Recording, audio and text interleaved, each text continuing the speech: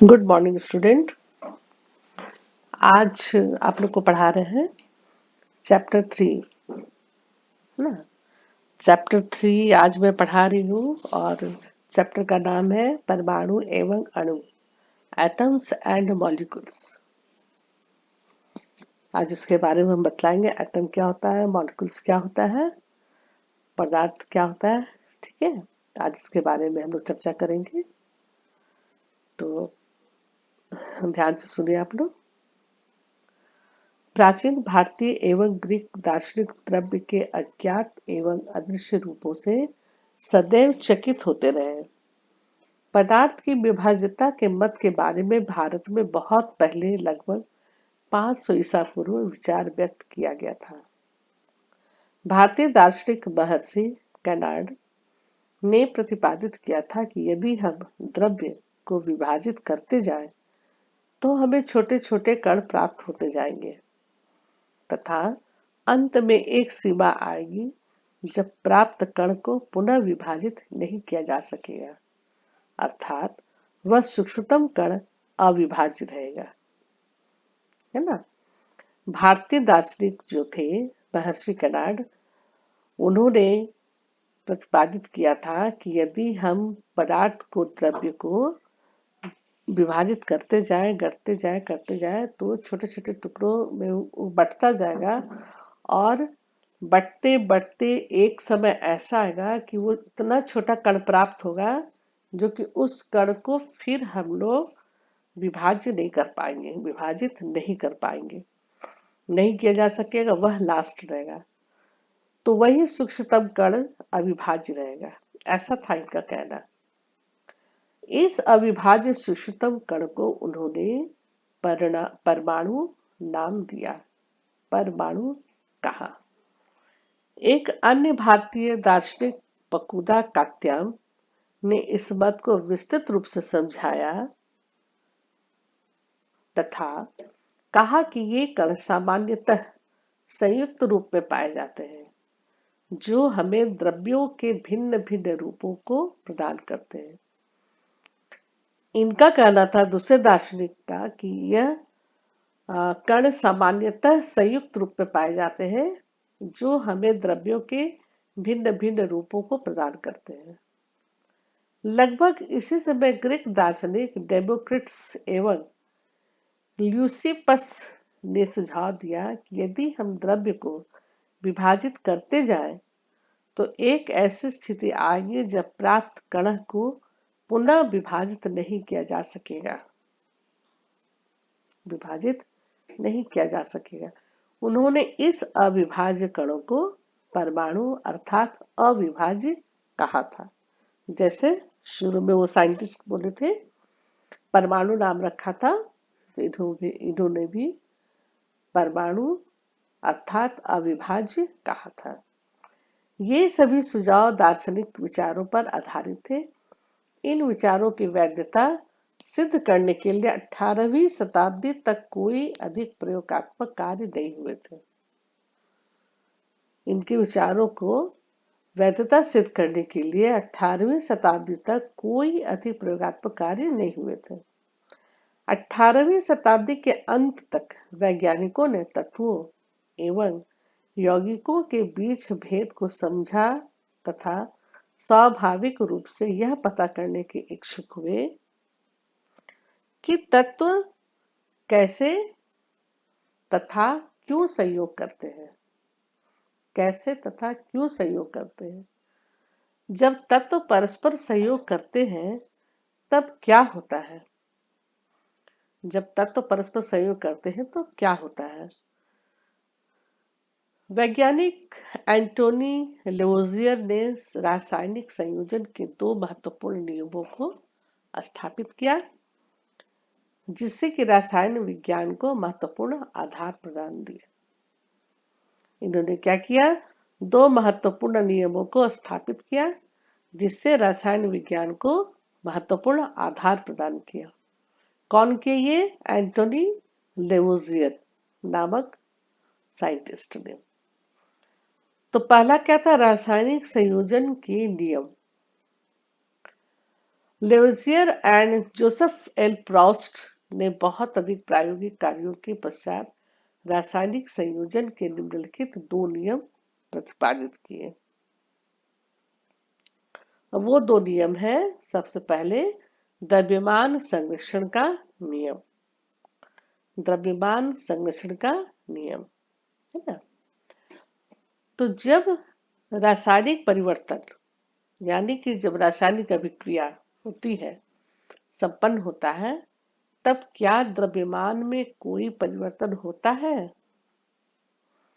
जब रासायनिक परिवर्तन यानी कि जब रासायनिक अभिक्रिया होती है, संपन्न होती है, तब क्या द्रव्यमान में कोई परिवर्तन होता है? क्रियाकलाप 3.1 से हम देख रहे हैं कि X एवं Y रसायनों का एक युगल लेंगे। X में है कॉपर सल्फेट, Y में सोडियम कार्बोनेट, फिर X में है बेरियम क्लोराइड, Y में है सोडियम सल्फेट, फिर X में है लेड नाइट्रेट और Y में है सोडियम क्लोराइड। ठीक है। कॉपर सल्फेट है 1.25 ग्राम, सोडियम कार्बोनेट है 1.4 जी ग्राम्स, बेरियम क्लोराइड है 1.22 ग्राम, सोडियम सल्फेट है 1.53 ग्राम और लीड नाइट्रेट है 2.07 ग्राम और सोडियम क्लोराइड 1.17 ग्राम। तो X एंड Y युगलों की सूची में से किसी भी एक युगल के रसायनों को अलग अलग विलयन 10 ml जल में तैयार करते हैं।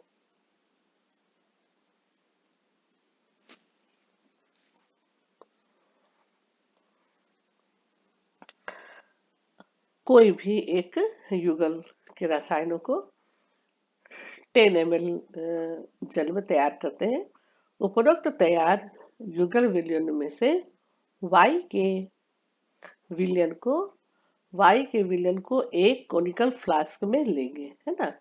शंक्वाकार जो फ्लास्क है, इसमें ये शंक्वाकार जो फ्लास्क है उसमें लेंगे कोई भी Y के विलयन को। जैसे कि Y में क्या है, सोडियम कार्बोनेट है, सोडियम सल्फेट है, सोडियम क्लोराइड है ना। तीनों में से कोई भी एक Y का विलयन लेंगे और हम कोनिकल फ्लास्क में डालेंगे एवं X के विलयन को एक छोटी टेस्ट ट्यूब में लेंगे, छोटे से परख नली में लेंगे। X के विलयन को लेंगे यानी कि कॉपर सल्फेट या बेरियम क्लोराइड या लेड नाइट्रेट, ठीक है, लेंगे। अब छोटी परख नली को विलय युक्त फ्लास्क में इस प्रकार लटकाएंगे ताकि दोनों विलयन परस्पर मिश्रित न हो। ये जो फ्लास्क है, फ्लास्क के अंदर जो छोटा सा टेस्ट ट्यूब को हमने बांध करके लटकाया है ना। तो ये ऐसा रखना है कि दोनों आपस में मिले नहीं। उसके बाद फ्लास्क के मुंह पर एक कॉर्क द्वारा टाइट कर देंगे, है ना। देखिए कॉर्क द्वारा टाइट कर दिया गया है। ये कोनिकल फ्लास्क है, कॉर्क है, डोरी है, कोनिकल फ्लास्क है, छोटी परख नली है जिसके अंदर एक्स का विलयन है और ये कोनिकल फ्लास्क में वाई का विलयन है। वाई के विलयन युक्त शंक्वाकार फ्लास्क में डूबी हुई एक्स के विलयन युक्त छोटी परख नली। चित्र में एकदम क्लियर है ना। बोर्ड नहीं है तो कोई बात नहीं, चित्र बिल्कुल क्लियर है, इसको देखे हम आप लोग को पढ़ा दे रहे हैं। अंतर वस्तु युक्त फ्लास्क को सावधानी पूर्वक हम तौल लेंगे, वेट ले लेंगे कि कितना है। अब फ्लास्क को झुकाकर इस प्रकार घुमाएं जिससे कि x और y के विलयन परस्पर मिश्रित हो जाए, है ना। फिर झुकाने से क्या होगा, x और y दोनों आपस में मिल जाएंगे। x एंड y के विलयन परस्पर मिश्रित हो जाए। फिर अब इस फ्लास्क को पुनः वेट करेंगे, पुनः तौल लेंगे। तो क्या देखते हैं, शंक्वाकार फ्लास्क में क्या अभिक्रिया हुई, क्या आप सोचते हैं कि कोई रासायनिक अभिक्रिया हुई? फ्लास्क के मुख पर हम कॉर्क क्यों लगाते हैं, है ना? फ्लास्क के मुंह पर हम कॉर्क क्यों लगाते हैं? क्या फ्लास्क के द्रव्यमान एवं अंतर वस्तुओं में कोई परिवर्तन हुआ? अब हम देखें क्या हुआ, नहीं हुआ, हम बता रहे हैं। द्रव्यमान संरक्षण के नियम के अनुसार द्रव्यमान संरक्षण के नियम के अनुसार किसी रासायनिक अभिक्रिया में द्रव्यमान का न तो सृजन होता है और न ही उनका विनाश होता है। ठीक है, द्रव्यमान संरक्षण के नियम के अनुसार किसी रासायनिक अभिक्रिया में द्रव्यमान का न तो सृजन होता है और न ही उनका विनाश, न तो टूटता है न ही बनता है। सेकंड है स्थिर अनुपात का नियम। स्थिर अनुपात का नियम लेवोजियर एंड और अन्य वैज्ञानिकों ने इस बात पर प्रकाश डाला कि कोई भी यौगिक दो या दो से अधिक तत्वों से मिलकर बने होते हैं, है ना? कोई भी यौगिक दो या दो से अधिक तत्वों से मिलकर बने होते हैं। इस प्रकार प्राप्त यौगिकों में इन तत्वों का अनुपात स्थिर होता है। यौगिक जो तैयार होता है, जो यौगिक निर्मित होता है, तो उसमें जो तत्व है, तो तत्वों का अनुपात स्थिर होता है, चाहे हमें किसी स्थान से प्राप्त किया जाए, है ना? चाहे इसे हम किसी भी स्थान से प्राप्त करेंगे, उस यौगिक में तत्वों का अनुपात बिल्कुल स्थिर रहेगा। यौगिक जल में सबसे पहले हम यौगिक जल से ही पढ़ते हैं। देखिए, यौगिक जल में हाइड्रोजन एवं ऑक्सीजन के द्रव्यमानों का अनुपात सदैव 1:8 होता है। ठीक है, जल में हाइड्रोजन एवं ऑक्सीजन के द्रव्यमानों का अनुपात सदैव 1:8 होता है। हाँ, जल का सूत्र तो आप लोग को पता है, H2O होता है और उसमें H2O, हाइड्रोजन 2 और ऑक्सीजन 1। द्रव्यमान का जब अनुपात निकालेंगे तो वह होगा 1 और 8। चाहे जल का स्रोत कोई भी हो, द्रव्यमानों का अनुपात 1:8 होगा। इसी प्रकार यदि 9 ग्राम जल का अपघटन करें हम, 9 ग्राम जल का अपघटन करेंगे तो सदैव 1 ग्राम हाइड्रोजन तथा 8 ग्राम ऑक्सीजन प्राप्त होगा। 9 ग्राम जल का अपघटन करेंगे, 9 ग्राम जल का, तो 1 ग्राम हाइड्रोजन और 8 ग्राम ऑक्सीजन निकलेगा, प्राप्त होगा। इस प्रकार अमोनिया NH3 में नाइट्रोजन एवं हाइड्रोजन द्रव्यमानों के अनुसार सदैव 14:3 के अनुपात में विद्यमान रहते हैं। नाइट्रोजन हो गया 14 और हाइड्रोजन हो गया 3। 3 का अनुपात क्या हो गया? 14:3 के अनुपात में विद्यमान रहते हैं। कौन? अमोनिया। अमोनिया में नाइट्रोजन और हाइड्रोजन के द्रव्यमानों का अनुपात हमेशा 14:3 रहेगा। चाहे अमोनिया किसी भी प्रकार से निर्मित हुई हो अथवा किसी भी स्रोत से लिया गया हो अमोनिया, उसका द्रव्यमान हमेशा 14:3 ही रहेगा।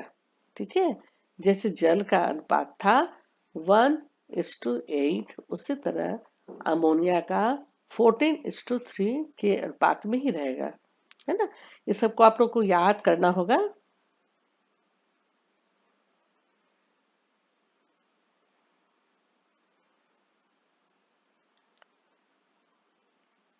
आप लोग को सूत्र याद करना होगा कि अमोनिया का क्या है, जल का क्या है। अब तो 9th क्लास में तो आप लोग को बहुत सारा याद भी होगा, यौगिक का नाम, तत्व का नाम।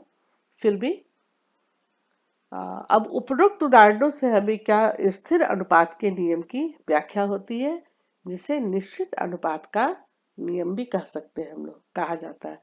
स्थिर अनुपात के नियम की व्याख्या होती है, इसलिए इसे निश्चित अनुपात का नियम भी कहते हैं, है ना, क्योंकि इसका अनुपात स्थिर है, तो हम इसको निश्चित अनुपात भी कह सकते हैं। प्राउस्ट ने इस नियम को इस प्रकार से व्यक्त किया था कि किसी भी यौगिक में तत्व सदैव एक निश्चित द्रव्यमानों के अनुपात में विद्यमान होते हैं। किसी भी यौगिक में तत्व सदैव एक निश्चित द्रव्यमानों के अनुपात में विद्यमान होते हैं। स्थिर अनुपात का नियम या निश्चित अनुपात का नियम यही हुआ, है ना। जब भी यौगिक की बात हम करेंगे तो या दो से अधिक तत्वों से मिलकर के बना होता है, लेकिन उनका अनुपात जो रहता है वह हमेशा निश्चित द्रव्यमान का अनुपात रहेगा। यहाँ तक तो समझ में आ गया होगा। अब थोड़ा सा हम लोग जॉन डाल्टन के बारे में भी हम लोग थोड़ा सा पढ़ लेते हैं। जॉन डाल्टन का जन्म 1766 में इंग्लैंड में गरीब जुलाहा के परिवार में हुआ था। 12 वर्ष की आयु में उन्होंने एक शिक्षक के रूप में अपनी जीविका शुरू की थी। 7 साल के बाद वह एक स्कूल के प्रिंसिपल बन गए। सन 1793 में जॉन डाल्टन एक कॉलेज में गणित और भौतिकी एवं रसायन शास्त्र पढ़ाने के लिए मैनचेस्टर चले गए। वहां पर उन्होंने अपने जीवन का अधिकांश समय शिक्षण एवं शोध कार्य में व्यतीत किया। सन 1808 में इन्होंने अपने परमाणु सिद्धांत को प्रस्तुत किया, जो द्रव्यों के अध्ययन के लिए एक महत्वपूर्ण सिद्धांत साबित हुआ। 1808 में इन्होंने अपने परमाणु सिद्धांत को प्रस्तुत किया, जो द्रव्यों के अध्ययन के लिए एक महत्वपूर्ण सिद्धांत साबित हुआ। वैज्ञानिकों की अगली समस्या इन नियमों की उचित व्याख्या करने की थी। अंग्रेज रसायनज्ञ जॉन डाल्टन ने द्रव्यों की प्रकृति के बारे में एक आधारभूत सिद्धांत प्रस्तुत किया। डाल्टन ने द्रव्यों की विभाज्यता का विचार प्रदान किया, जिसे उस समय तक दार्शनिकता माना जाता था। ग्रीक दार्शनिकों के द्वारा द्रव्यों के सूक्ष्मतम अविभाज्य कण, जिसे परमाणु नाम दिया गया था, उसे डाल्टन ने भी परमाणु नाम दिया। परमाणु नाम पहले भी दिया गया था और ग्रीक दार्शनिक के द्वारा भी सूक्ष्मतम अविभाज्य कण, उसका नाम परमाणु दिया, और डाल्टन ने भी इसका नाम परमाणु ही दिया। डाल्टन का यह सिद्धांत रासायनिक संयोजन के नियमों पर आधारित था। डाल्टन के परमाणु सिद्धांत ने द्रव्यमान के संरक्षण के नियम एवं निश्चित अनुपात के नियम की युक्ति संगत व्याख्या की। अभी आप लोग को तुरंत बतलाए थे द्रव्यमान संरक्षण के नियम, पहला डाल्टन का और दूसरा निश्चित अनुपात के नियम या स्थिर अनुपात के नियम। दो नियमों की इन्होंने युक्ति संगत व्याख्या की।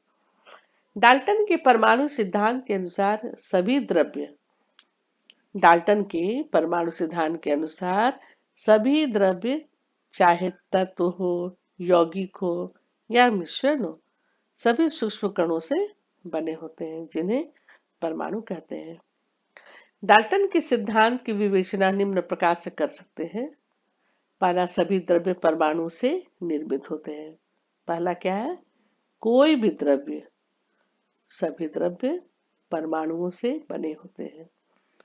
दूसरा पॉइंट है कि परमाणु अविभाज्य सूक्ष्मतम कण होते हैं, जो रासायनिक अभिक्रिया में न तो सृजित होते हैं और न ही विनाश होता है। न तो वो बनते हैं और न ही वो टूटते हैं। कौन? परमाणु, है ना। पहला क्या था कि सभी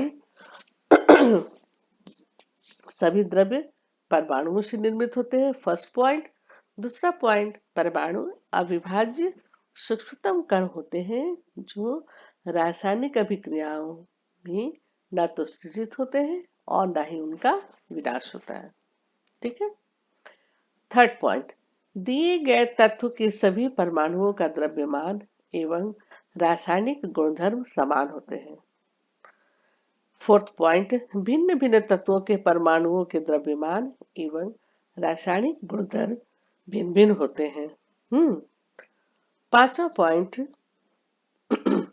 भिन्न भिन्न तत्वों के परमाणु परस्पर छोटी पूर्ण संख्या के अनुपात में संयोग करके यौगिक बनाते हैं। भिन्न भिन्न तत्वों के परमाणु परस्पर छोटी पूर्ण संख्या के अनुपात में संयोग करके यौगिक निर्मित करते हैं। 6 पॉइंट, किसी भी यौगिक में परमाणुओं की सापेक्ष संख्या एक प्रकार निश्चित होते हैं। किसी भी यौगिक में परमाणुओं की सापेक्ष संख्या एक प्रकार निश्चित होते हैं। हम यह अध्ययन करेंगे कि परमाणु में और भी छोटे छोटे कण विद्यमान होते हैं। अभी तक हम लोग क्या जान रहे हैं कि कोई भी पदार्थ सबसे छोटा से छोटा कण से मिलकर के बना है, जो कि कण को न हम तोड़ सकते हैं, न विभाजित कर सकते और न उसका हम निर्माण कर सकते हैं, है ना। वो डिस्ट्रॉय नहीं हो सकता है।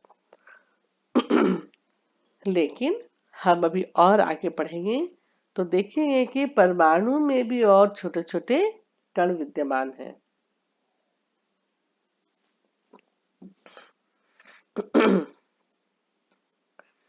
अब प्रश्न ये है कि एक अभिक्रिया में 5.3 ग्राम सोडियम कार्बोनेट एवं 6.0 ग्राम एथेनोइक अम्ल अभिकृत होते हैं।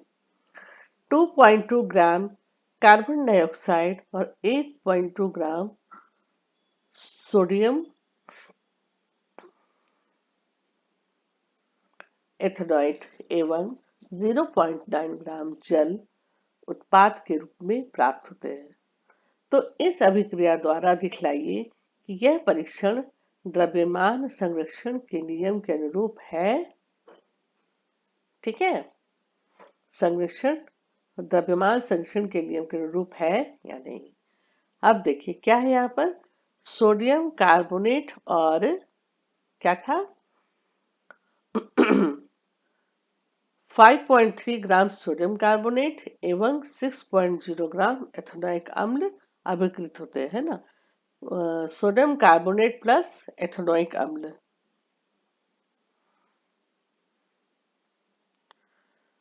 सोडियम कार्बोनेट प्लस एथेनोइक अम्ल ये अभिक्रिया करके क्या बनाते हैं, sodium ethanoate plus carbon dioxide plus जल।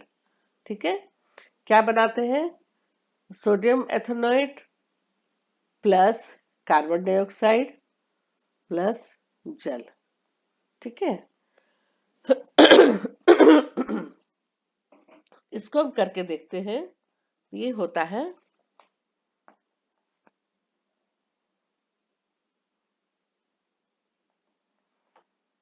हाँ, सबसे पहले कितना है, सोडियम कार्बोनेट है 5.3 ग्राम्स प्लस 6.0 ग्राम एथेनोइक अम्ल, ये होता है 11.3 ग्राम्स।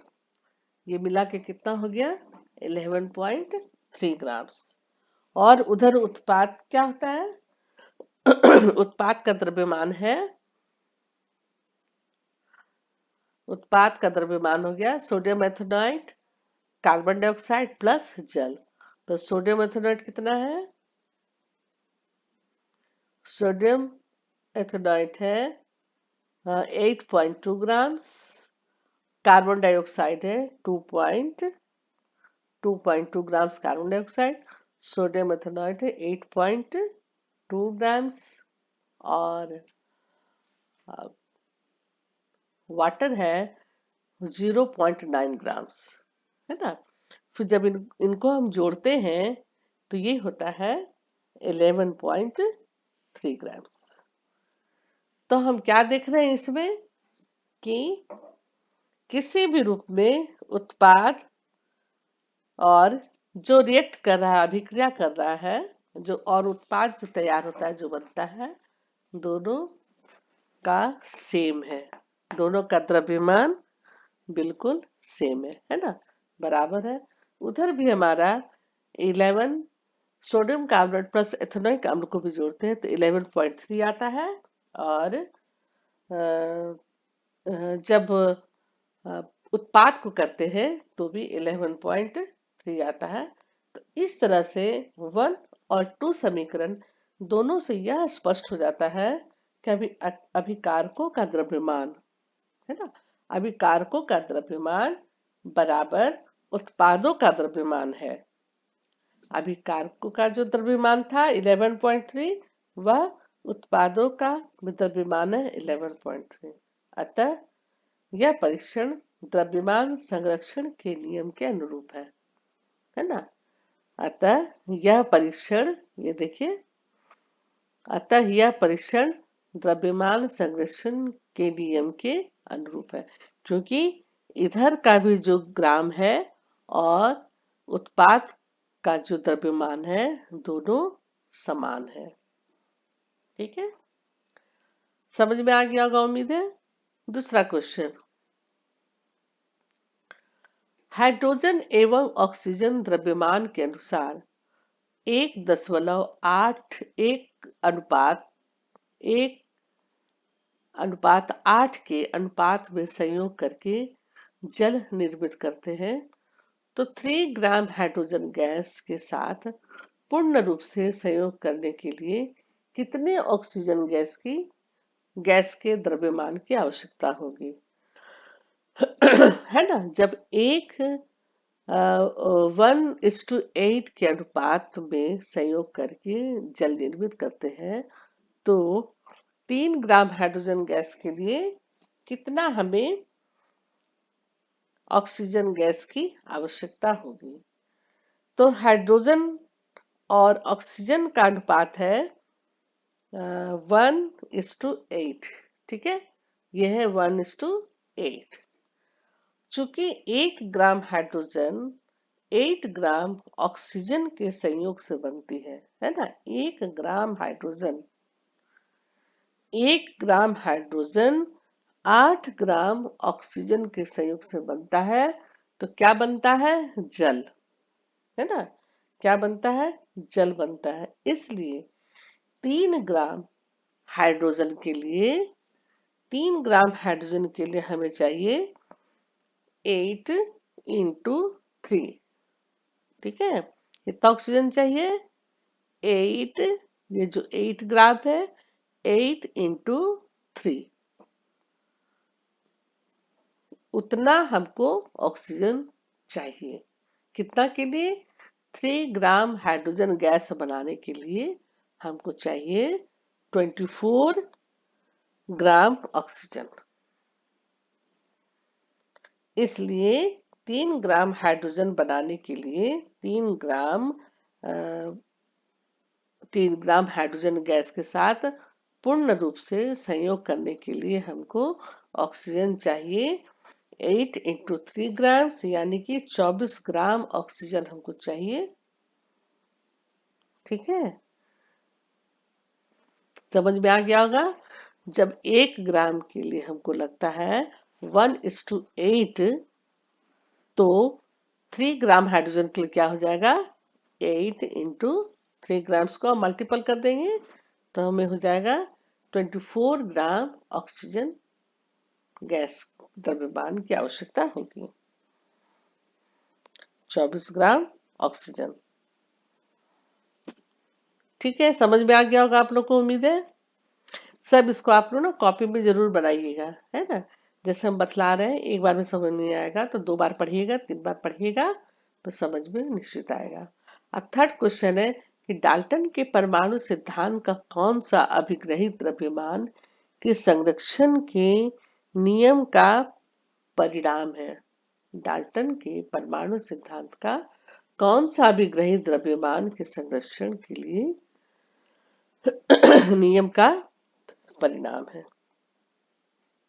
डाल्टन के सिद्धांत का दूसरा अभिग्रहित द्रव्यमान के संरक्षण नियम का परिणाम है, जो इस प्रकार है कि परमाणु अविभाज्य सूक्ष्मतम कण होते हैं, जो रासायनिक अभिक्रिया में न तो सृजित होते हैं और न ही उनका ह्रास होता है, विनाश होता है। ठीक है। परमाणु सिद्धांत का कौन सा अभिग्रहित द्रव्यमान के संरक्षण के नियम का परिणाम है?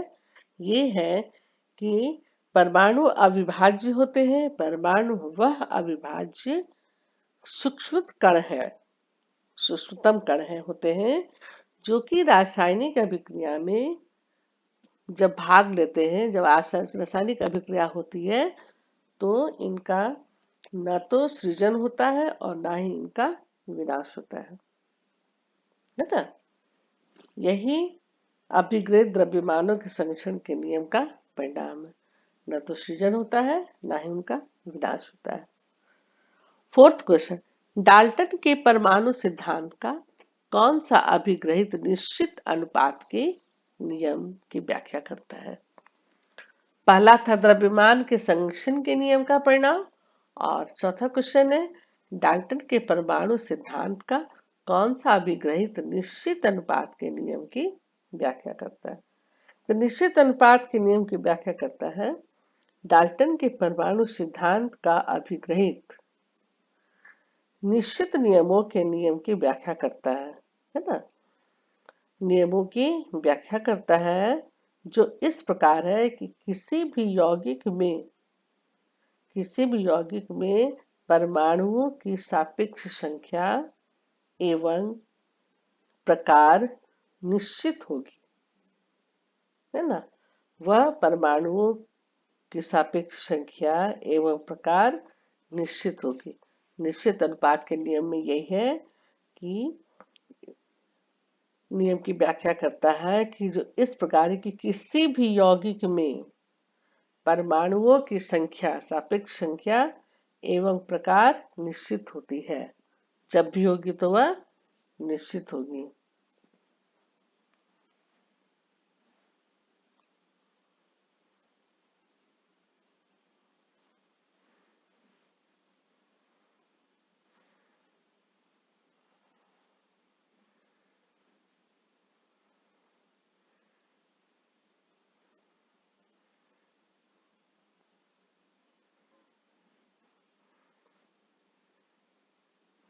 ठीक है। डाल्टन के परमाणु सिद्धांत का कौन सा अभिग्रहित है? तो ये आपका ये 6 देखिए, किसी भी यौगिक में परमाणुओं की सापेक्ष संख्या एवं प्रकार निश्चित होते हैं। ठीक है। छठा पॉइंट जो है वो है आपका कि किसी भी यौगिक में परमाणुओं की सापेक्ष संख्या एवं प्रकार निश्चित होते हैं। यही है डाल्टन, ये चौथा क्वेश्चन का, है ना।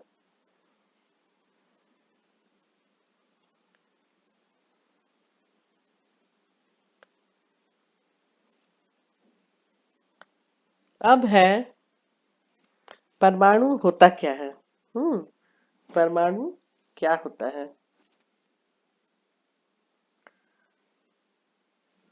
क्या हमने कभी किसी इमारत की दीवार बनते देखी है? आप लोग भी देखे होंगे। इन दीवारों में एक कमरा एक कई कमरों के समूहों से एक इमारत निर्मित होती है ना। उस विशाल इमारत की रचनात्मक इकाई क्या है?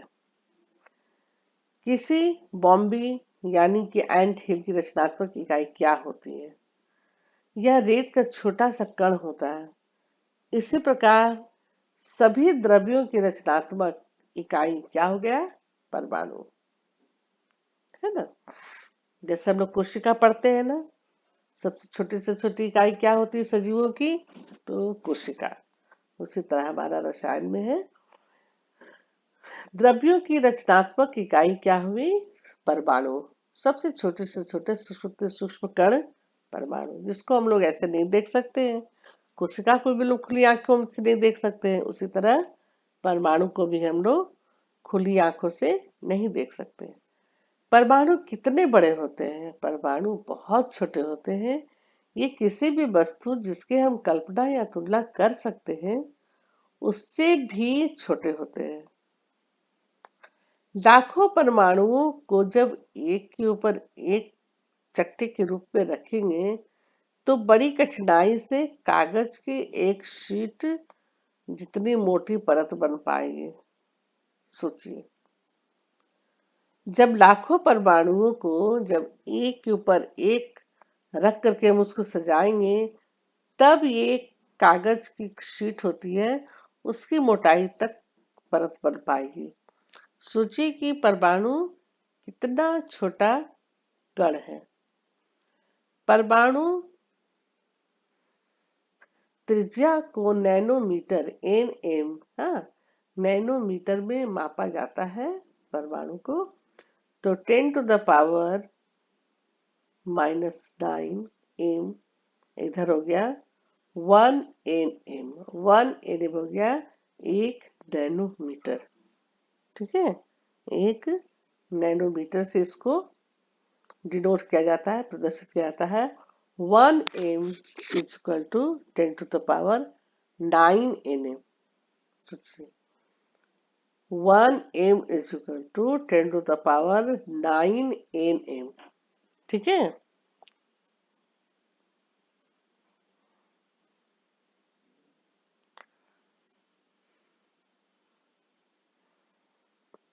सापेक्ष आकार त्रिज्या मीटर में उदाहरण हाइड्रोजन परमाणु 10⁻⁻10, हाइड्रोजन परमाणु 10⁻⁹ जल के अणु 10⁻⁻8, हीमोग्लोबिन अणु 10⁻⁻4, रेत कण 10⁻⁻2, चींटी और 10⁻⁻1, तरबूज।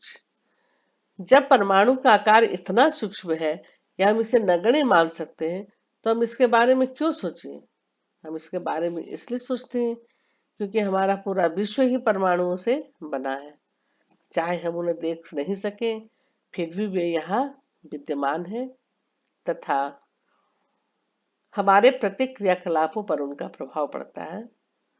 हम आधुनिक तकनीकी की सहायता से तत्वों की सतहों के आवर्धित प्रतिबिंबों को दिखा सकते हैं, जिनमें उपस्थित परमाणु स्पष्ट दिखलाई देते हैं, है ना। अब हम आज सिलिकॉन सतह का प्रतिबिंब आज यहीं तक रहने देते हैं, है? और नेक्स्ट क्लास में पढ़ाएंगे विभिन्न तत्वों के परमाणुओं के आधुनिक प्रतीक क्या है। और इस पेज को फिर हम अच्छा से आप लोग को बताएंगे नेक्स्ट क्लास में। आप लोग को जो समझ में नहीं आएगा डॉट पूछिएगा, कमेंट कीजिएगा। उम्मीद है कि यहाँ तक समझ में आ गया होगा, पेज नंबर 36 तक। ठीक है, ओके, थैंक यू।